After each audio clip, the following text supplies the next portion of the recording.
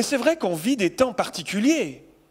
C'est vrai qu'on est en train de traverser une période particulière. Je ne sais pas vous, mais moi, je trouve qu'on vit des temps intenses en ce moment. Quand même depuis plusieurs mois, cette pandémie qui est là, ce confinement qui a pris place, on était tous coincés chez nous à la maison. Et en ce moment, le rouge, ici à Lille, mais dans d'autres villes et régions françaises, rouge écarlate, nous fait penser un peu le pire. Je ne sais pas vous, mais il y a une espèce de crainte ambiante qui est là.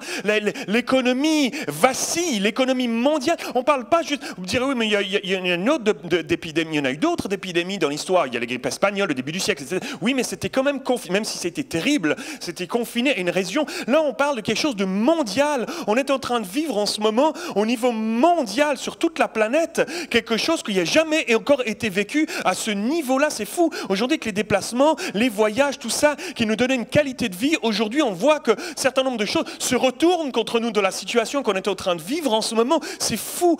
L'économie mondiale est en train de vaciller. Les gouvernements injectent, et en France, on a injecté des milliards dans l'économie, le chômage partiel, toutes sortes de choses pour rassurer, pour essayer d'éviter le plus, ou de repousser le plus possible. Mais il y a une vague de crise économique qui est en train d'arriver. Peut-être vous en ce moment, peut-être vous chez vous à la maison, vous êtes en train de vivre en ce moment une situation financière compliquée, professionnelle compliquée, parce que on vit une crise en ce moment parce que les choses se sont arrêtées. Hier, on mangeait au restaurant dans le Vieux-Lille. J'ai mangé un Welsh au maroilles. Mais pour moi, c'est de la langue étrangère. Je me suis dit, il y a dû parler en langue sur le carte de menu, quelque chose comme ça. Qu'est-ce qui se passe? Mais c'était magnifique. Hein. J'ai kiffé, mais c'était absolument superbe. J'ai aimé ça. Moi, tous les midis, tous les soirs, ça me va très bien. C'est magnifique. Mais nous, les Suisses, on vient de la Suisse. Nous, les Suisses, la fondue, tout ça, on connaît les trucs où, tu vois, je veux dire, dans l'estomac, où il faut que ton estomac digère à double dose, etc. Donc, je me suis senti, mais comme à la maison. C'était vraiment, vraiment très bien. Mais on était dans ce restaurant-là et je voyais la gérante du restaurant elle était stressée, elle était tendue. Il fallait qu'on mette le masque entre chaque plat, qu'on remette le masque, etc. Elle disait, faites-le, s'il vous plaît, faites-le vraiment bien parce que sinon, non seulement vous pouvez être amendé ou je peux être amendé, mais en plus, on risque de fermer complètement. Et là, c'est une catastrophe si on referme à nouveau les restaurants. On vit dans un temps compliqué, mes amis. Mon papa a vécu en Suisse. Mes parents ont attrapé le corona. Et au début, à la première vague, au mois de mars, au début du confinement, il était hospitalisé pour détresse respiratoire, 3 semaines dans le coma, et quand il est sorti du coma, il a fait un AVC, et puis perdu la parole, perdu l'usage de ses jambes, etc. Un AVC, il semblerait que ça peut être un des effets du corona, et donc, waouh, quand tu vis ça de plein fouet, là, dans ta propre famille, il est passé à deux doigts de s'en aller. Aujourd'hui, par la grâce de Dieu, il a récupéré tout. La parole, il marche, Dieu a fait une grâce.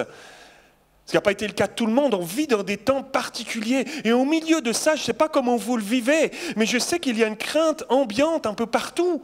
Et cette crainte-là, elle déborde des frontières. Elle sort des frontières. Elle rentre même jusqu'à l'intérieur de l'Église. Ce n'est pas parce qu'on est chrétien qu'on est exempt de cette crainte qui est là. Nous aussi, on se pose des questions. Nous aussi, on se dit de quoi nos lendemains seront faits. Comme le monde se pose des questions. Mais qu'est-ce qui va faire la différence entre nous et les personnes qui n'ont pas Dieu et qui n'ont pas d'espérance? Regardez avec moi, le titre de mon message que j'aimerais vous apporter ce matin est celui-ci: Dieu est pour nous un refuge. Dieu est pour nous un refuge. Amen. Est-ce que ça va? Vous suivez mon accent? J'ai un espèce de mélange d'accent suisse, québécois, on a vécu 6 ans au Québec, et un peu français. J'ai un espèce de... Ça va mon accent? Ça va? Faites pas semblant, hein. Dieu est pour nous un refuge. Il est pour nous un refuge, mes amis. Alors voici la parole que j'aimerais vous apporter ce matin. Celui qui demeure sous l'abri du Très-Haut repose à l'ombre du Tout-Puissant. C'est le psaume 91. Celui qui demeure sous l'abri du Très-Haut, il repose à l'ombre du Tout-Puissant. Je dis à l'Éternel. Et on va proclamer ce psaume-là comme une parole qui vient d'en haut. C'est la parole inspirée de Dieu, c'est la parole de Dieu. Elle vient d'en haut, elle est pour nous aujourd'hui, elle est pour nous dans cette situation. Je vois qu'il y en a déjà qui sont en train de lire. Vous me suivez, ça va? Vous avez anticipé, j'en vois certains, vous anticipez.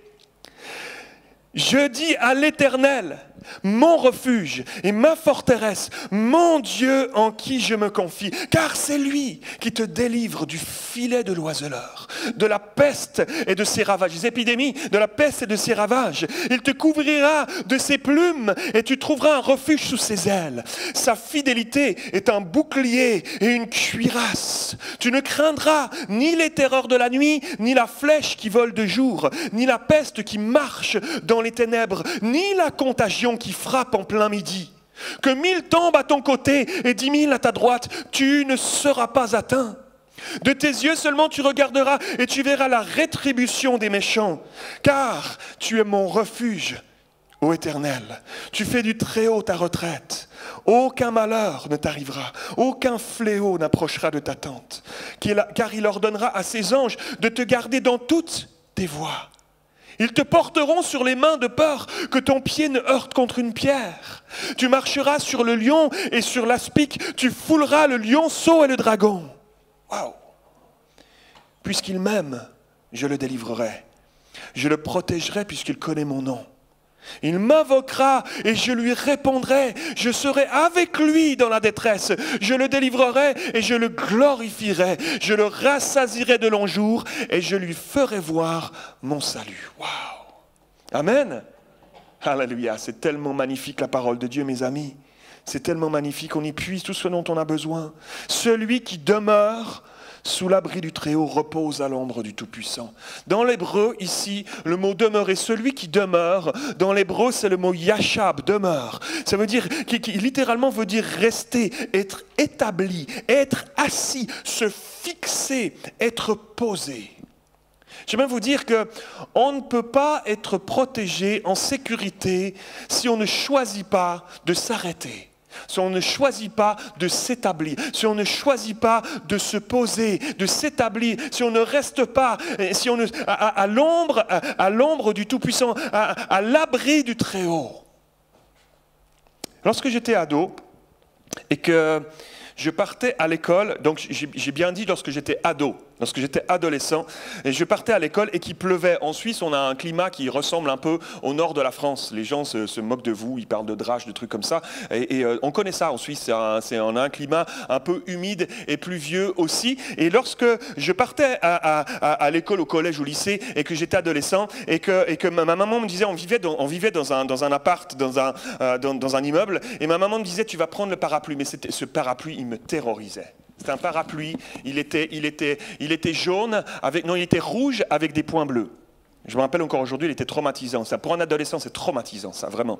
Et donc, elle me disait, n'oublie pas ton parapluie, tu vas te protéger. Si tu ne prends pas le parapluie, mon fils, tu vas attraper une bronchopneumonie. Elle me disait ça, je ne comprenais pas les mots, je ne comprenais pas. Aujourd'hui, je ne sais pas encore qu'est-ce que ça veut dire, mais elle me disait, tu vas attraper une mais prends ton parapluie. Alors, je passais devant l'immeuble, elle me regardait depuis la fenêtre, je lui faisais des hé hé, t'as vu, j'ai bien mis le bronchopneumo truc. Je passais dans la rue et je tournais le coin de la rue. Juste au coin, je faisais encore un petit comme ça, et puis au coin de la rue, juste derrière, il y avait un buisson. Je l'aimais ce buisson, c'était le buisson de mon salut. Je glissais le parapluie dans le buisson, ma maman ne voyait pas, j'avais fait le coin de la rue, et je partais avec mes potes en sifflotant à l'école. Et donc, tout allait bien, mais j'étais mouillé. J'étais à chaque fois, évidemment, j'avais beau tenter d'essayer d'esquiver les gouttes de pluie, j'étais mouillé et j'attrapais une broncho quelque chose, j'attrapais une grippe, j'attrapais un truc à chaque fois. Savez-vous quoi?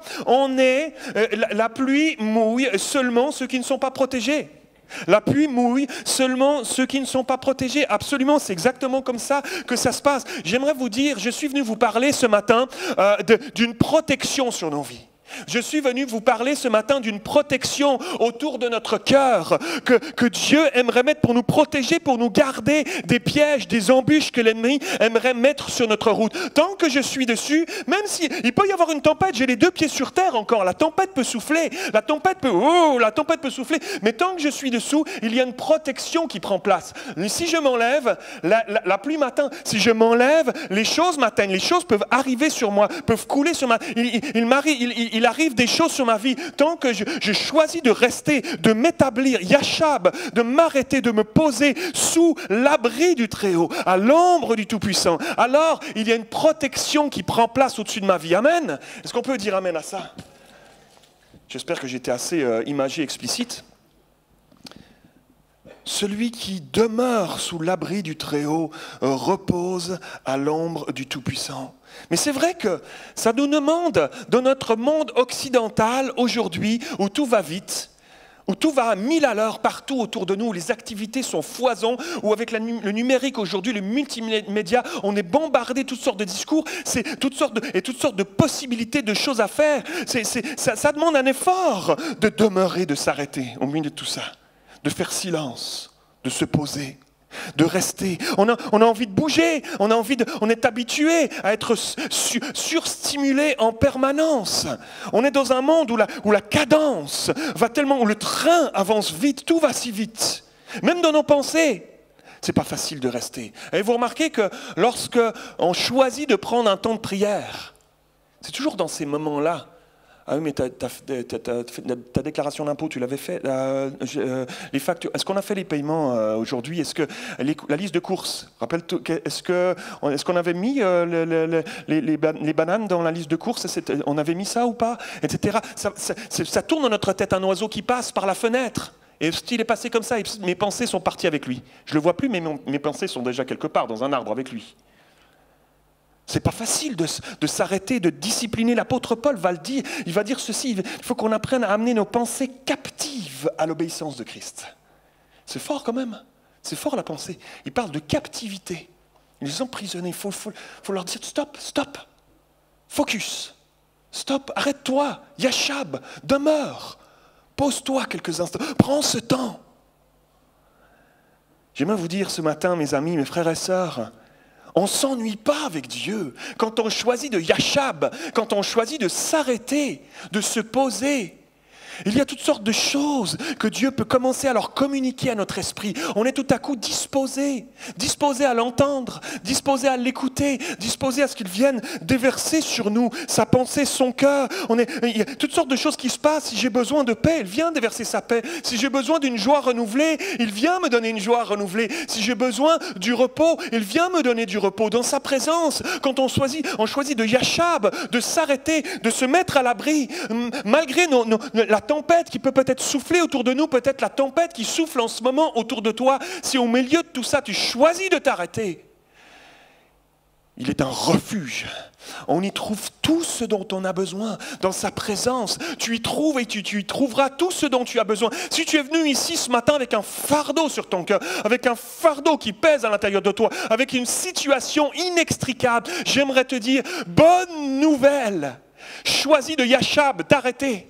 Il a des solutions pour toi. Il est ta solution, alléluia. Il viendra soulager ton cœur, il viendra solutionner ta vie, même là où toi tu as cherché de trouver des solutions humaines et que tu n'en as pas trouvé, lui n'est pas pris au dépourvu, alléluia. Yashab, arrête-toi, choisis de t'arrêter. J'aimerais encourager ce matin ceux et celles qui peut-être en ce moment sont fatigués dans leur marche avec Dieu, fatigués de te battre, peut-être lassés de te battre, de t'être battu dans des domaines, peut-être dans ton couple où c'est compliqué et tu te bats et tu te bats, tu as l'impression de te battre seul et tu es fatigué peut-être avec tes enfants où tu cours à gauche à droite avec les activités scolaires, parascolaires, extrascolaires, méga giga scolaires et tu cours à gauche à droite et tu as l'impression d'être fatigué peut-être toi, madame, qui est chez toi à la maison et ton mari n'est plus là, ton mari a quitté le foyer conjugal et tu te retrouves seul à la maison avec tes enfants et tu dois porter tout ça à bout de bras avec ton travail, avec les enfants, avec les activités et tu as l'impression d'être épuisé quand tu te couches tard le soir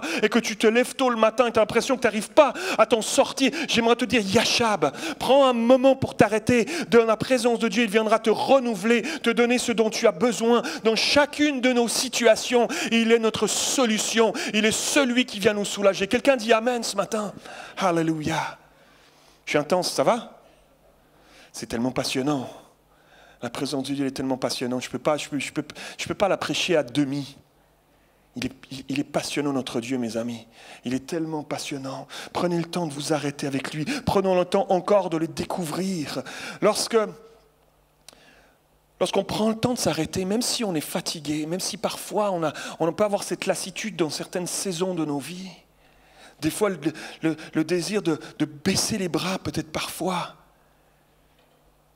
Mais j'aimerais vous dire ce matin que Dieu ne s'attend pas parce qu'on court dans tous les sens. Même en faisant des choses pour lui.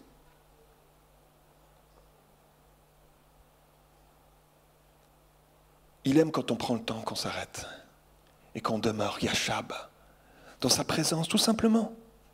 Des fois, c'est dans le silence. Juste, Seigneur, viens me renouveler, j'ai besoin de toi, Seigneur. Apprenons à nous arrêter, à profiter de sa présence, qui nous fait du bien, qui nous fortifie, qui nous restaure, qui nous conduit, qui nous redonne de la vigueur, qui nous redonne de l'espoir. Regardez avec moi ce texte, on va juste le décortiquer un petit peu, ce texte qu'on vient de lire. On va regarder 5 points ensemble rapidement. Premièrement, il nous est dit qu'on trouvera en lui un refuge. Il y a un refuge. Verset 4, « Il te couvrira de ses plumes et tu trouveras un refuge sous ses ailes. Sa fidélité est un bouclier et une cuirasse. » Mes amis, il y a un abri sûr et solide sous ses ailes. C'est tellement rassurant. C'est comme des poussins qui sont rassurés sous les ailes de leur maman poule. Et vous déjà remarqué ça? Je me rappelle, je vais vous parler un peu de campagne. Je vais faire plusieurs références à la campagne. Ça va? Vous êtes avec moi? Moi, je suis un mix d'amour pour la campagne et du citadin. Et je me rappelle d'avoir une image dans une ferme d'une poule un jour. J'ai vu une image d'une poule et je la trouvais un peu bizarre dans sa posture. Elle était comme ça par terre. Elle avait les ailes qui étaient déployées. Elle était grosse, elle était volumineuse comme ça. C'est une grosse poule. Je me rappelle l'avoir vue. Je dis, grosse poule, waouh, elle est énorme. Et à un moment donné, alors que je la vois comme ça, elle avait les ailes étendues. Je vois un poussin qui sort. Un petit poussin. Et voilà, il avait un objectif en tête, ce poussin. Je l'ai observé, il avait je ne sais pas quelle est la grandeur d'un cerveau de poussin. Ça, je ne sais pas, je ne me permettrai pas de parler à ce niveau-là. Mais il avait juste un focus, un objectif, c'était de retour. Il était sorti de sous les ailes de sa maman et focus. Un objectif, il n'y a plus qu'une chose dans ma tête, il faut que j'y retourne. Je le vois, et il prend son élan, poup, il retourne sous les ailes de sa mère. Et au moment où il rentre, poup, de l'autre côté, il y en a un autre qui sort. Et je regarde l'autre. Et même chose, il a le même cerveau lui, exactement le même, il est là, il est de l'autre côté, focus, il faut que j'y retourne moi aussi, il faut que j'y retourne, il fait froid, boum, il rentre, boum, l'autre il ressort comme ça, et ça a fait comme ça pendant un moment, on dirait qu'il y en avait un de trop, je sais pas, mais je regardais ça, juste un désir de retourner sous les ailes de maman poule, savez-vous quoi? C'est exactement ça que le texte nous parle. C'est exactement ça qu'il dit. Il te couvrira de ses plumes et tu trouveras un refuge sous ses ailes. Il fait bon être à l'abri du Très-Haut, de se poser Yashab, d'être là si bien. C'est juste ça qu'il nous offre. Juste, c'est suffisant. Il nous offre cela. D'être à l'ombre de ses ailes, d'être bien sous la couette divine. Sous la couette divine, c'est ça que ça nous parle. Ça nous parle de la couette divine. On est bien juste là dans sa présence. Alléluia. Il y aura un refuge. Ça ne veut pas dire qu'il n'y aura pas de tempête autour de nous. Parfois, la tempête souffle encore autour, mais il y a un refuge qu'on peut trouver au milieu de la tempête. Si vous êtes ici ce matin et que vous n'avez pas cette paix, j'aimerais vous dire qu'il nous l'offre, cette paix. Il nous offre cette paix. Ce n'est pas une tranquillité humaine, c'est un shalom divin. C'est sa paix surnaturelle qui surpasse l'intelligence et qui est capable de garder nos cœurs et nos pensées en Jésus au milieu de la tempête. C'est du miraculeux, ça, le monde ne peut pas offrir ça. Toutes nos solutions humaines ne peuvent pas offrir ça. Si on reste en lui, premièrement, il y aura un refuge. Deuxièmement, si on choisit de Yashab, de demeurer en lui, alors il y aura une délivrance. Ce texte nous parle, car il est celui, verset 3, qui te délivre du filet de l'oiseleur, de la peste et de ses ravages. Verset 14, puisqu'il m'aime, je le délivrerai. Wow! L'oiseleur, littéralement, dans ce texte, l'oiseleur, c'est celui qui pose des pièges. C'est celui qui pose des pièges. Dieu aimerait nous faire cette promesse ce matin à tous ceux qui ont choisi et qui vont choisir de Yashab, de demeurer malgré les circonstances, de choisir d'aller se réfugier sous ses ailes, qu'il y aura une délivrance de l'emprise de l'ennemi sur nos vies. Non pas qu'il n'y aura plus d'attaque, l'ennemi est celui qui revient souvent à la charge, mais il y aura une libération de l'emprise de l'ennemi sur nos vies. Il te délivre du filet de l'oiseleur. Alléluia, c'est pas réconfortant ça mes amis? Oh, quel réconfort! Troisièmement, Il y aura, si on choisit de Yachab, de demain, il y aura un sentiment de sécurité. Tout à l'heure, on parlait du donjon, c'est magnifique. C'est magnifique, ce n'était pas du tout prévu. Hein? Mais Dieu parle. Quand Dieu parle et quand Dieu répète, tendons l'oreille. Tendons l'oreille. Il y aura un sentiment de sécurité, une paix qui ne sera pas liée aux circonstances du moment, même si la détresse est là, même si la tempête souffle, même si elle est partout alentour, il y a un sentiment de sécurité surnaturelle, une paix parce que Dieu est avec nous au milieu de cette détresse. Car tu es mon refuge, verset 9, tu es mon refuge, ô Éternel. Tu fais du Très-Haut ta retraite. Je serai avec lui dans la détresse. Combien sont heureux ce matin de savoir que lorsqu'on traverse des tempêtes, lorsqu'on traverse des moments de détresse, nous ne sommes pas seuls. Il est avec nous dans la détresse. Alléluia. Je serai avec lui, avec elle dans la détresse. Quelle assurance. Quatrièmement, si on Yachab, si on reste, si on demeure en lui, il y aura une protection sur toi et sur ta maison. Waouh! Une protection divine. Car il ordonnera, verset 11, à ses anges de te garder dans toutes tes voies. Ils te porteront sur les mains de peur que ton pied ne heurte contre une pierre. Verset 14, je le protégerai puisqu'il connaît mon nom. Une protection divine, mes amis, une protection autour de nos vies, une protection autour de nos cœurs, une protection sur nos foyers, une protection. Ça vaut la peine de demeurer, mes amis, de chercher à rester dans sa présence, à goûter, à entendre sa voix. Cinquièmement, il y aura, et je termine avec ce point-là, j'aimerais demander aux musiciens de s'approcher s'il vous plaît. Cinquièmement, il y aura une provision jusqu'au bout. Si on choisit de Yachab de demeurer, il y aura une provision. Verset 16, je le rassasierai de longs jours et je lui ferai voir mon salut. Dieu va s'occuper de nos vies. Dieu va s'occuper de nos années qui passent. Je le rassasierai de longs jours. Une provision. Si en ce moment, tu te fais du souci pour ton avenir, si en ce moment, dans ta situation, tu te dis comment je vais m'en sortir. Cette crise économique qui est là, comment on va faire? Je te dis, il y a une provision qui sont entre les mains de Dieu que tu ne connais peut-être pas encore, que tu ne vois pas encore. Mais si tu choisis de Yachab, de demeurer, de te cacher dans sa présence, il ne te laissera pas tomber. La Bible nous dit qu'il prend soin des petits moineaux, qu'il les nourrit à combien plus forte raison. Il prendra soin de ses enfants, de toi, qui cherche à te cacher dans sa présence, qui cherche un refuge en lui. Alléluia. Quelqu'un dit Amen. Je termine avec ceci. On est toujours dans la campagne. Et quand notre fille aînée, qui a 18 ans maintenant, Salomé, était petite, Emma, notre deuxième fille, n'était pas encore arrivée. Et je me rappelle que j'étais pasteur à Genève, dans la ville de Genève. Et on habitait en plein centre-ville, c'est une grande ville en Suisse, Genève, en Suisse francophone, en Suisse romande. Et on habitait au centre-ville, avec le foisonnement d'une vie au centre-ville, avec tout ce que ça comprend, tout va vite, les bruits de la ville, etc. Et on aimait bien notre jour de congé, on aimait bien partir à la campagne. Et je me rappelle qu'on allait dans une ferme, qu'on aimait bien aller, une ferme avec tout ce que ça comprend de ferme, d'animaux de la campagne, d'odeurs de la campagne, de poules, de canards, d'oies, de cochons, de poneys, d'ânes, etc. Tout ce qu'on peut trouver dans une ferme. Et comme dans chaque ferme, à l'entrée de la ferme, il y a un grand tas de fumier. Un grand tas de fumier. Et dans cette ferme-là, il était particulièrement colossal, ce tas de fumier. Et je me rappelle qu'un jour, on arrive au mode citadin. Tu vois, on arrive au mode citadin, comme il ne faut pas aller dans une ferme quand tu vas à la campagne, quoi. Tu t'habilles à mode campagne. Nous, on arrivait en citadin, donc on marchait. Ouh, il y a un peu de boue. Ici, on marchait un peu comme ça. Et je me rappelle qu'on passe devant le tas de fumier, on essaie de faire un bon citadin, un grand détour du tas de fumier comme ça. Les odeurs, on se bouche le nez, etc. Et donc on passe à côté. Et Salomé, notre fille, qui devait avoir à peu près 3 ans, me tire la main. Elle avait aperçu dans le tas de fumier des cochons, tu sais, des beaux petits cochons tout noirs. Ces petits cochons bas sur pattes, tout bien dodus comme ça. Et ils avaient fait des bébés. Elle les a repérés, Salomé. Elle dit, papa, je vais aller voir les cochons. Je dis, non, c'est parce que je suis en mode citadin, là, ce serait pas vraiment une bonne idée. Papa, vous savez qu'ils ont une force de persuasion, ces enfants. Et donc, elle me tire le bras. Et finalement, dans mon cœur de compassion, je me dis, laisse tomber les chaussures citadins, c'est pas grave, on va y aller pour elle. Et j'y vais. Je la suis. Et là, je rentre dans le tas de fumier. Au fur et à mesure que je rentre, c'est fou.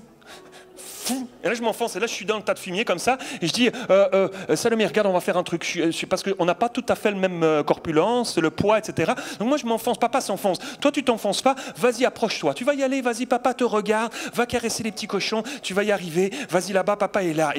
Alors elle s'avance, elle est toute contente, elle est comme ça, elle s'approche, elle va vers les petits cochons. Au moment où elle tend la main pour aller les caresser, juste là, il y a un promontoire juste à côté, dans le tas de fumier, et fou, il y a des têtes qui se lèvent, c'est des oies.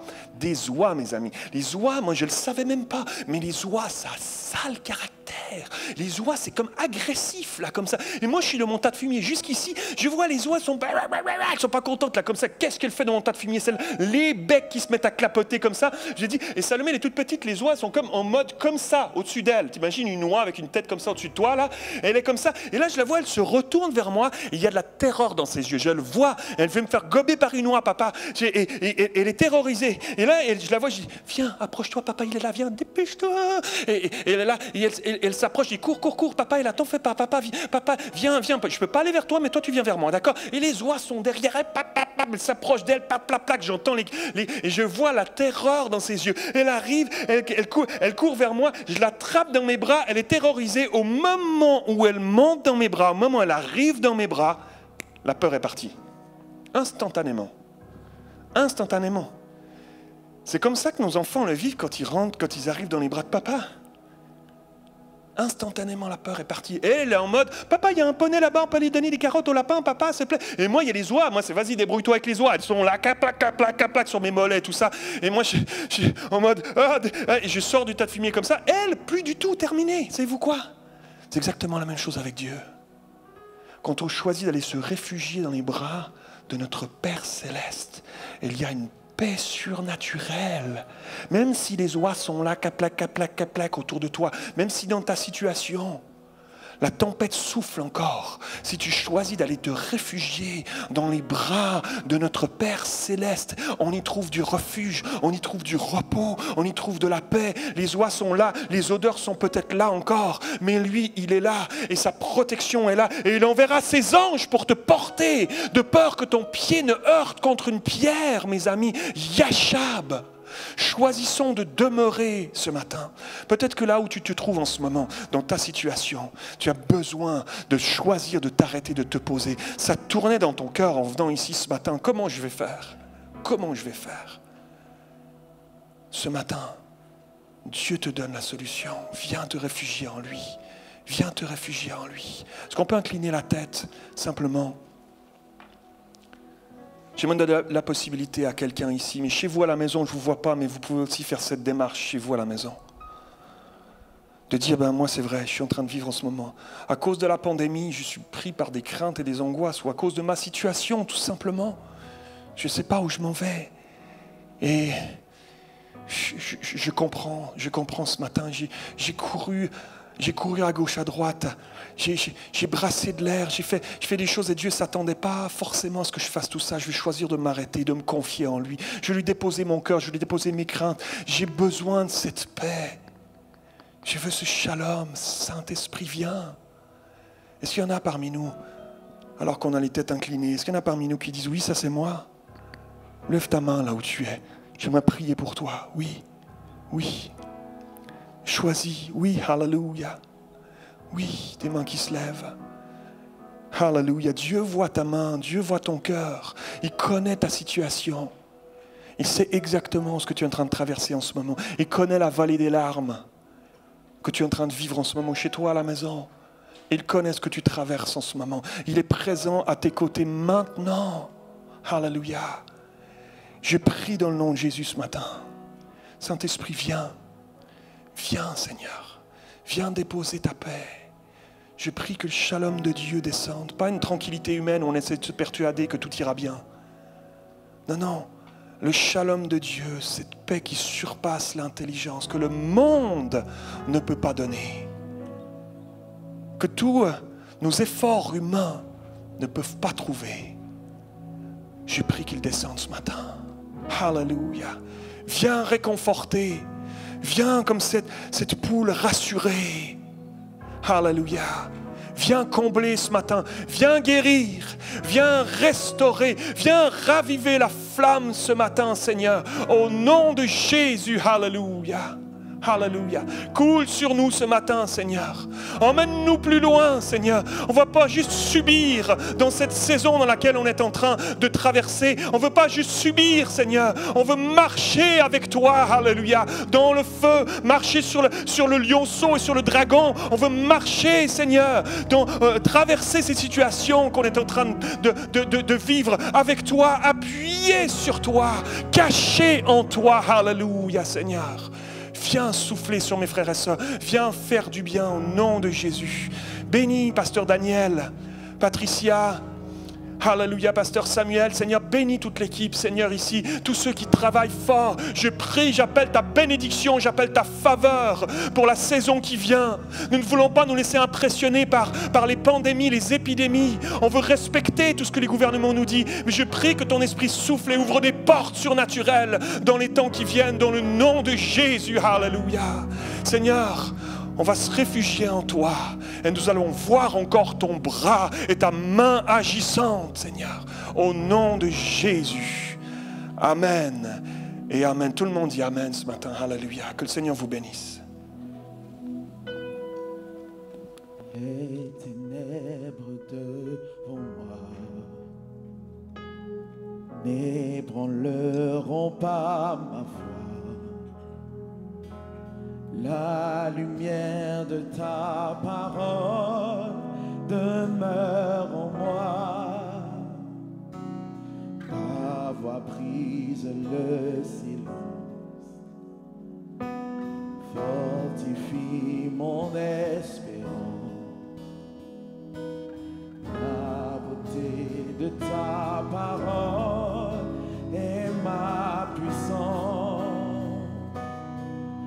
Non, rien ne pourra m'arrêter. Oh Dieu, je crois en toi.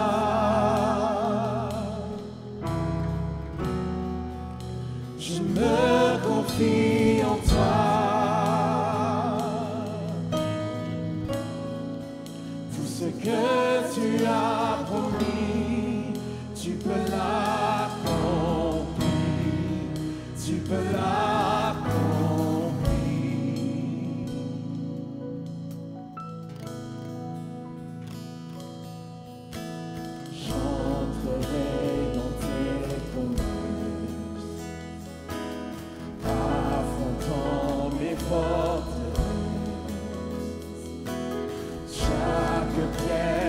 Tombera au son de ta voix. Non, rien ne pourra m'arrêter. Oh Dieu, je crois en toi.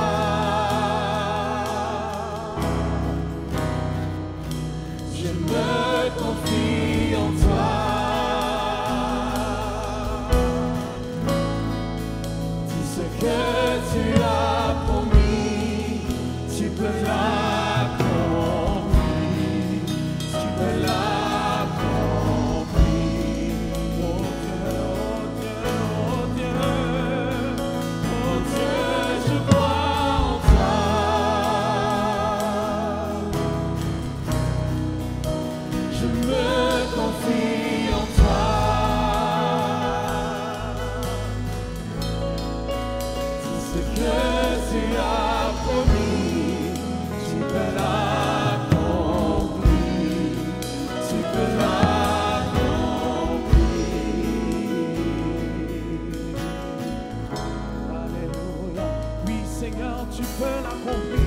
et nous continuerons, Seigneur, de t'honorer. Oh, yeah. Et je continuerai de te glorifier, gardant tes promesses en mon cœur. Oui, je continuerai sans fin de t'élever. En toi je suis plus que vainqueur et je continuerai. Et je continuerai de te glorifier, gardant tes promesses en mon cœur. Je continuerai.